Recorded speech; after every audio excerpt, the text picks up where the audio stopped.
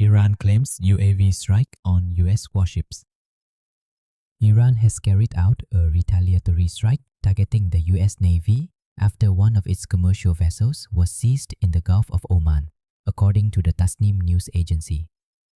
Tasnim, which is affiliated with Iran's Islamic Revolutionary Guard Corps (IRGC), reported today that Iranian forces launched a series of unmanned aerial vehicles (UAVs) at US military ships in the Oman Sea. Iranian media stated that the attack was conducted in response to an incident in which the US destroyer USS Pruance opened fire and supported a marine boarding operation to seize the Iranian-flagged cargo ship Tuska. The Tuska was intercepted while harmlessly traveling along its route from China to Iran, the agency said. Tasnim did not specify the scale of the retaliation, the number of UAVs used, or the specific targets involved in the attack. Earlier, Iran's Khatam al-Anbiya Central Headquarters, described as the Supreme Command Center of the country's armed forces, condemned the seizure of the Tuska. The United States has violated the ceasefire and carried out an act of piracy against an Iranian commercial vessel in the Oman Sea.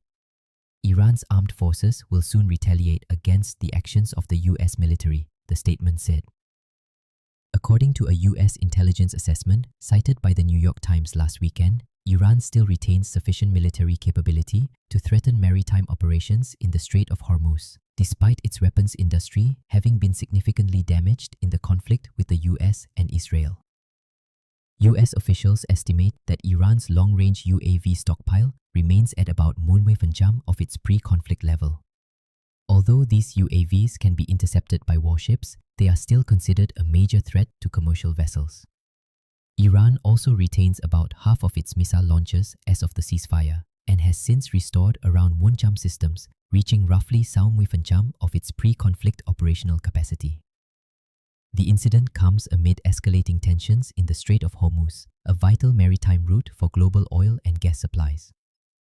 The area has been nearly completely closed since the US and Israel launched operations against Iran on February 5.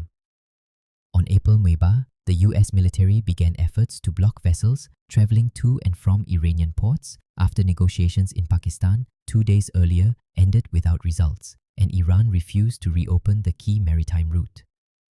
On April 9, Iran announced it would reopen the Strait of Hormuz to welcome a ceasefire between Israel and Lebanon taking effect, but resumed blocking the route just 1 day later in response to US-enforced port interdictions. Iranian Foreign Ministry spokesperson Esmail Bakai stated that the US blockade of Iranian ports and coastlines not only violates the Pakistan-mediated ceasefire, but is also an illegal, criminal act and collective punishment of the people.